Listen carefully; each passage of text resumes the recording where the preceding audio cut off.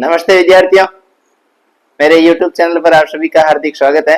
और आज एक नए वीडियो के साथ हाजिर हूँ।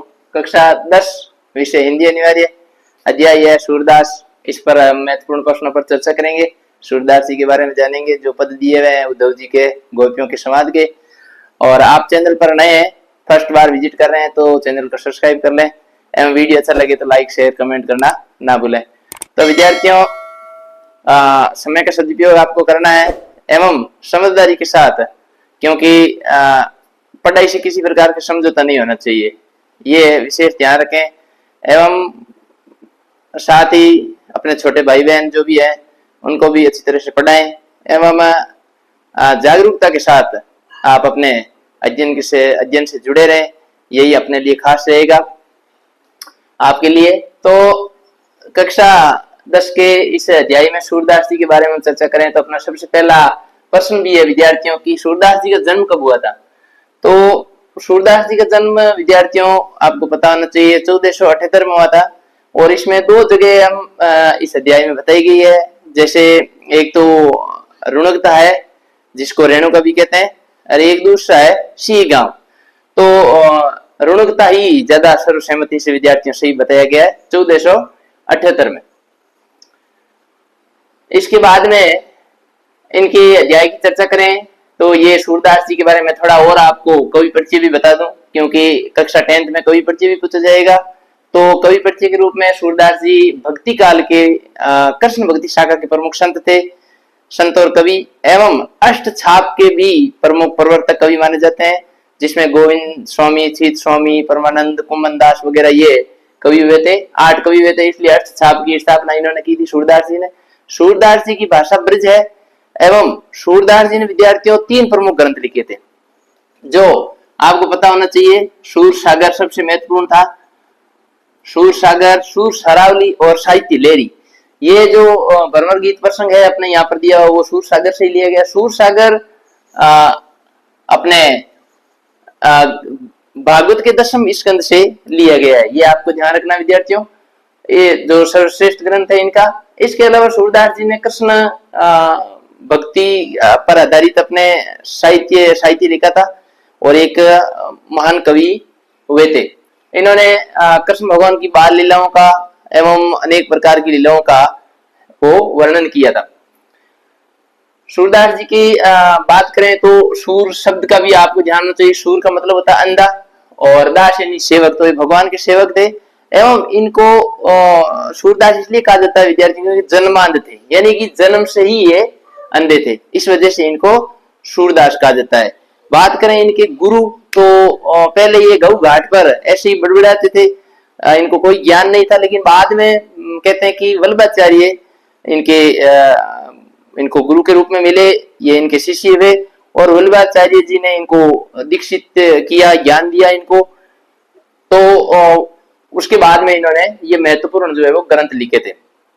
तो बात करें कि भी जब जन्मांध थे तो ग्रंथ कैसे लिख दिए, तो इन्होंने हरजी रूपी चक्षुओं के माध्यम से, आंखों के माध्यम से जो अंतर ज्ञान है उस अंतर ज्ञान के माध्यम से ये महत्वपूर्ण ग्रंथ इन्होंने लिखे थे।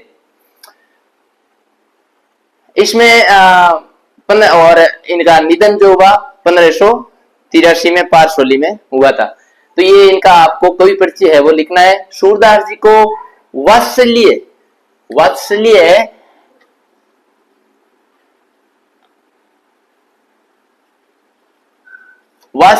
एवं श्रृंगार रस का प्रमुख श्रेष्ठ कवि कहा जाता है। हिंदी साहित्य में वात्सल्य एवं श्रृंगार रस का श्रेष्ठ कवि कहा जाता है।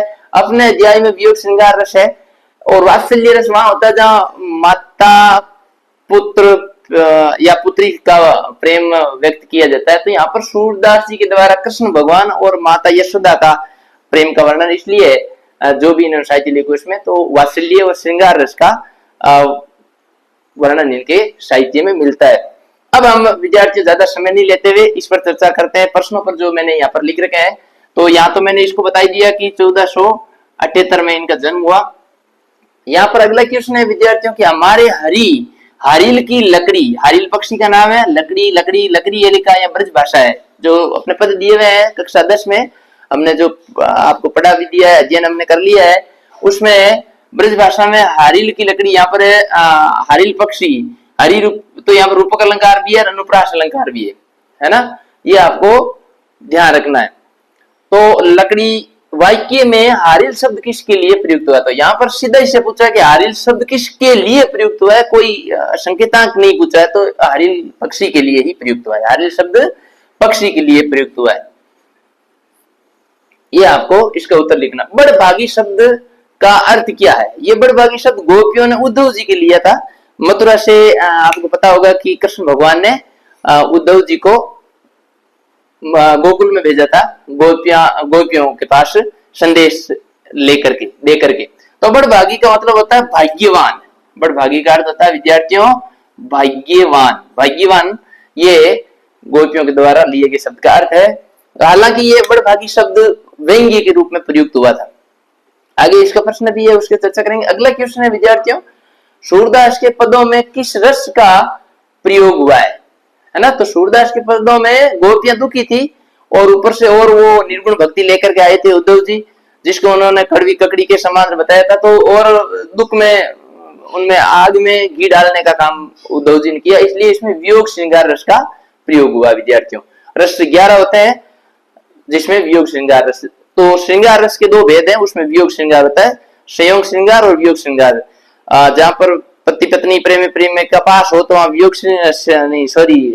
संयोग श्रृंगार रस, एवं अलग अलग जुदा हो तो वियोग श्रृंगार रस होता है विद्यार्थियों। तो यहाँ ये वियोग श्रृंगार रस आपको लिखना है, इसका उत्तर वियोग। फिर देखो अगला क्वेश्चन है विद्यार्थियों, सूरदास के पद किस भाषा में लिखे गए हैं, तो अभी मैंने आपको बता ही दिया, सूरदास जी ने ब्रज भाषा में अपना साहित्य की रचना की थी, तो ब्रज भाषा लिखना है। अगला क्वेश्चन है विद्यार्थियों, देखो गोपियों ने, चैनल को लाइक शेयर सब्सक्राइब जरूर कर लें और जो भी विद्यार्थी हैं उन तक आगे पहुंचाएं, वीडियो को अंत तक देखें, बिना स्किप किए देखें आप।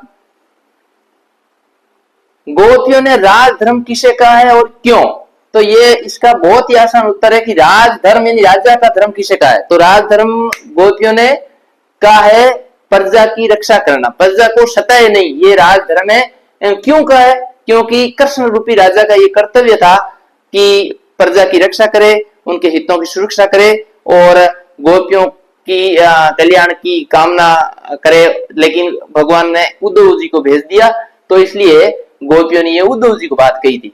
तो दोनों का उत्तर आपको लिखना है, राज धर्म तो प्रजा की रक्षा करना, सताए नहीं, और क्यों कहा, क्योंकि राजा का काम होता है प्रजा की रक्षा करना, इसलिए उन्होंने ये क्यों का उत्तर लिखना है। तो ये भी ध्यान रखें, बोर्ड में विद्यार्थियों इस प्रकार क्वेश्चन आए, मूल प्रश्न तो आपके एक है, लेकिन एक में 2 प्रश्न है, तो दोनों का अलग अलग उत्तर लिखोगे तो ही नंबर मिलेंगे। बोर्ड में भी लिखने का तरीका ये ध्यान रखें कि इसका उत्तर अलग लिखें, फिर उसका क्यों का उत्तर अलग लिखें, क्योंकि वहां नंबरों की काउंटिंग दोनों की अलग अलग दी हुई होती है, अलग अलग दोनों के नंबर होते हैं। आप एक का उत्तर लिखा होगे, क्यों का आपका नंबर नहीं मिलेगा आपको। अगला क्वेश्चन है विद्यार्थियों, गोपियों ने उद्धव को बड़भागी क्यों बताया, ये बहुत भाग्यवान क्यों बताया, ये उद्धव जी को उल्हाना देते हुए बताया था, क्योंकि वो भगवान के पास रहते हुए भी भगवान कृष्ण के प्रेम से सर्वदा मुक्त रहे, यानी कृष्ण भक्ति की प्रेम का और भक्ति का कोई असर उद्धव जी पर नहीं हुआ, इसलिए उन्होंने व्यंग्य रूप में उद्धव को बड़भागी यानी भाग्यवान बताया। उद्धव के व्यवहार की तुलना किस किस से की गई, ये बहुत अच्छा क्वेश्चन है। तो उद्धव के व्यवहार की तुलना कमल के जल में रहने वाले कमल के पत्तों से एवं तेल लगे हुए घड़े या घगरी से की गई, क्योंकि इन दोनों पर किसी प्रकार का कोई असर नहीं होता। उसी प्रकार से उद्धव जी के व्यवहार में भी किसी प्रकार का परिवर्तन नहीं आया भगवान श्री कृष्ण के पास रहते हुए भी। क्यों, क्योंकि वो वहां आकर के सगुण भक्ति का प्रचार नहीं करके योग और निर्गुण भक्ति का प्रचार करने आए थे अपने गोपियों के पास गोकुल में, मथुरा से। अगला क्वेश्चन नंबर 9 सूरदास जी के अध्याय का विद्यार्थियों, गोपियों के द्वारा हमारे हरि हारिल की लकड़ी कहने का क्या तात्पर्य है, तो इसका तात्पर्य यह है कि भगवान को हारिल की लकड़ी क्यों कहा। अब मैं आपको यहाँ पर थोड़ा विस्तार से बता दूं, क्योंकि हारिल पक्षी जो होता है वो हर वक्त हमेशा 24 घंटे अपने पैरों में पंजों में एक लकड़ी को दबा करके रखता है। ठीक उसी प्रकार से गोपियां भी भगवान श्री कृष्ण को हमेशा रटती रहती थी, उनका स्मरण करती रहती थी, इसी वजह से गोपियों के द्वारा हमारे हरी हारिल की लकड़ी कहा गया था। और अंतिम प्रश्न है, सूरदास का साहित्यिक परिचय लिखिए। यहाँ पर साहित्य परिचय, साहित्यिक शब्द की जगह कर्तृत्व वक्तित्व नहीं, वक्तित्व और कर्तृत्व आ सकता है। यहाँ पर साहित्यिक शब्द की जगह कवि परिचय भी आ सकता है, लेकिन उत्तर आपका वही रहेगा जो चाहे साहित्यिक शब्द आए या कवि परिचय आए। तो कवि परिचय मैंने आपको पूरा बता दिया है, 3 रचनाएं, जन्म और उनका श्रृंगार रस, भाषा वगैरह, एवं लास्ट में अंत में आपको निधन लिख करके कवि परिचय पूरा करना होता है। 6 प्रश्न व्याख्या आपके आएगी नहीं विद्यार्थियों, तो छोटे छोटे एक एक नंबर के क्वेश्चन आएंगे, जैसे मैंने यहाँ लिखे एबीसीडी आएंगे, तो उसको आपको ध्यान रखना है। और वीडियो अंत तक देखने के लिए आप सभी का पुनः बहुत बहुत धन्यवाद। मिलते हैं अगले वीडियो में, तब तक के लिए जय हिंद, जय भारत। थैंक यू विद्यार्थियों।